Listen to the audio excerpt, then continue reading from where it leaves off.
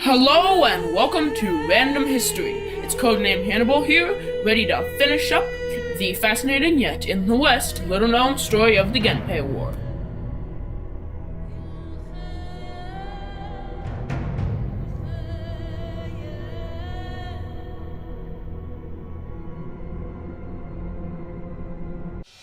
The Terra were losing the Battle of Dan no Ura. With the tides and the knowledge of Emperor Antoku's location in Yoshitsune's favor, a Minamoto victory was now inevitable.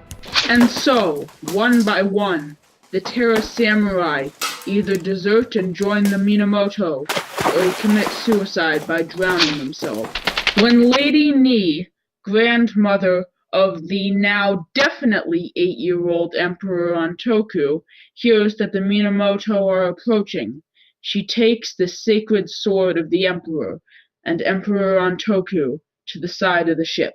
Antoku asks, "Where are you taking me, grandmother?"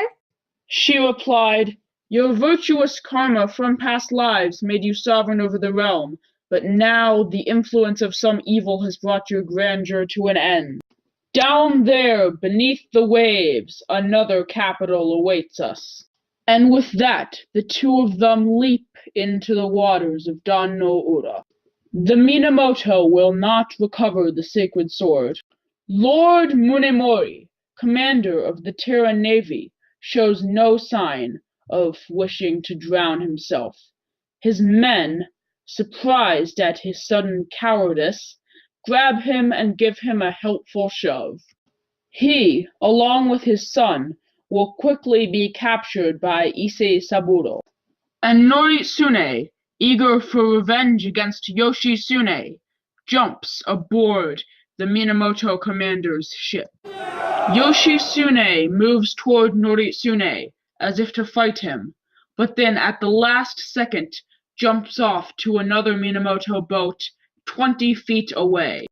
Noritsune then drowns himself, but not before killing 3 Minamoto warriors who try to attack him. Before long, the last remnants of the Terra Navy had all been captured or destroyed.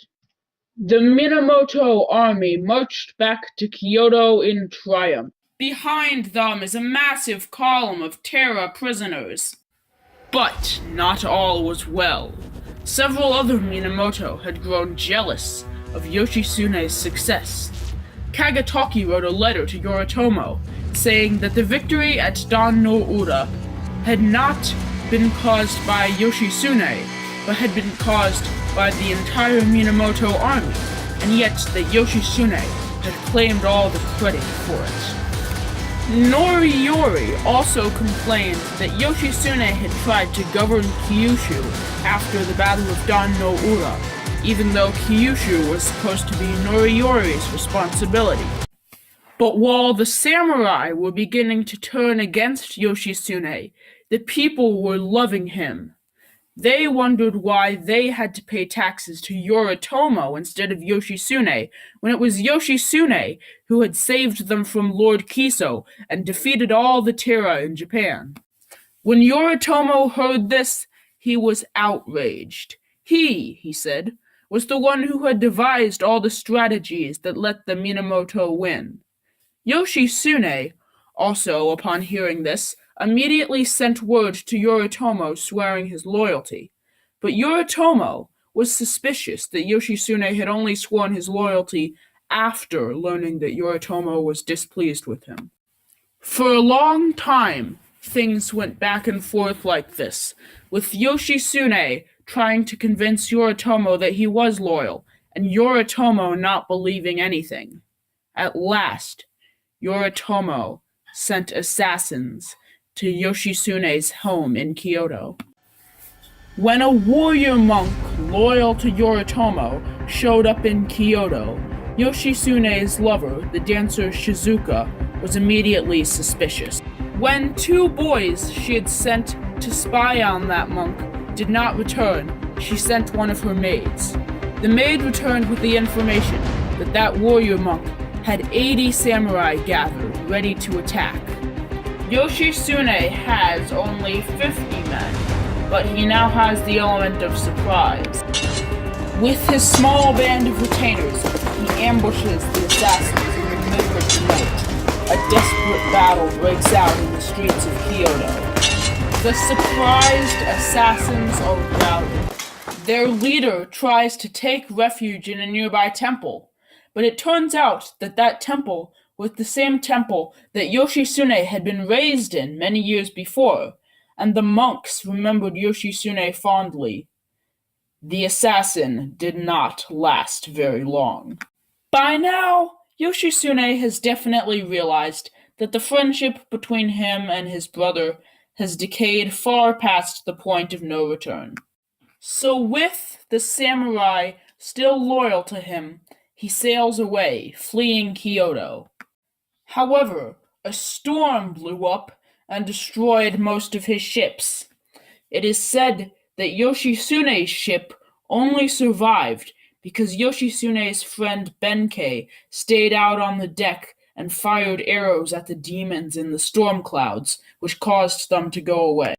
But almost all the other ships with Yoshitsune's followers in them had sunk. He now had nowhere near enough men to challenge Yoritomo. And so, with nowhere else to go, he and his small band of followers escape into the mountains. With little more than an extra layer of straw to protect you from the cold, to escape into the Yoshino Mountains in the winter, you would have to be out of your mind. Unfortunately for the Minamoto, Yoshitsune often seemed to be out of his mind. He is soon joined by his lover, the dancer Shizuka. The lovers spent 5 days together. When Yoshitsune finally told her she had to go, she said that she could not. When she finally decided that she had to go, Yoshitsune begged her to stay. At last, they both agreed that she had to leave. By this time, Shizuka was carrying a child by Yoshitsune. But the warriors sent to protect Shizuka betrayed her, stole her belongings, and abandoned her in the snow. She was quickly captured by Yoritomo's men and brought to Kamakura, Yoritomo's capital. Yoritomo had heard of Shizuka's skill at dancing and wanted to see her perform. But as she danced, Shizuka sang about how she wanted to be with Yoshitsune in the Yoshino Mountains. Yoritomo was so angry that he wanted to rip open Shizuka's belly and kill the unborn child then and there. Kagetaki and Yoritomo's wife convinced him to calm down. 1 month later, Shizuka gave birth to a healthy baby boy. Yoritomo made sure that that boy did not stay healthy or alive very long. The next year, Shizuka would die as a nun in a monastery.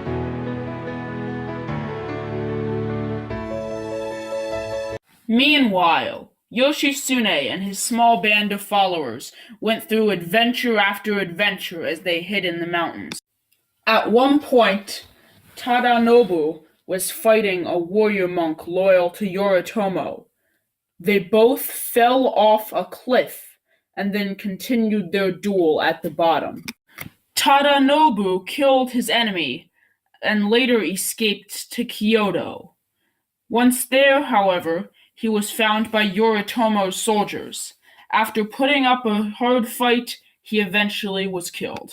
But Yoshitsune and the rest of his band continued to evade Yoritomo's soldiers. And it wasn't long before once again Yoshitsune arrived in Hiraizumi, hiding from the most powerful samurai in Japan.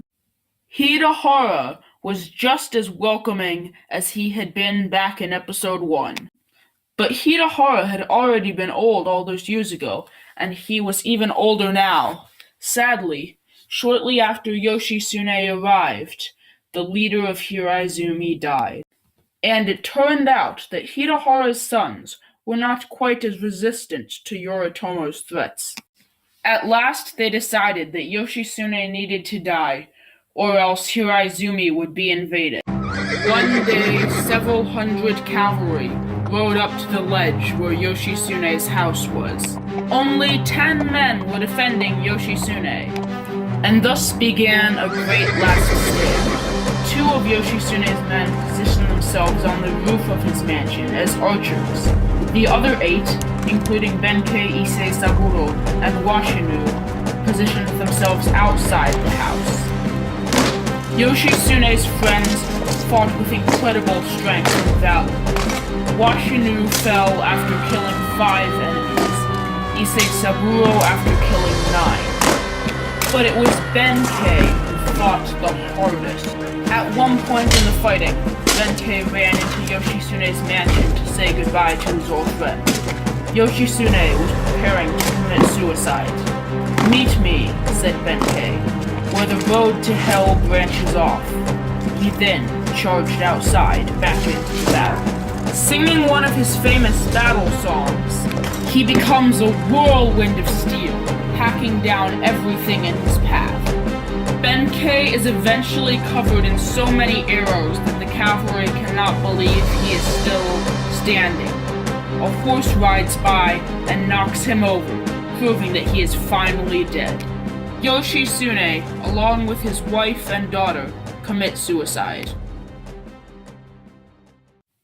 His rule now unchallenged, Yoritomo lasts until 1199, when he dies of injuries received from falling off a horse.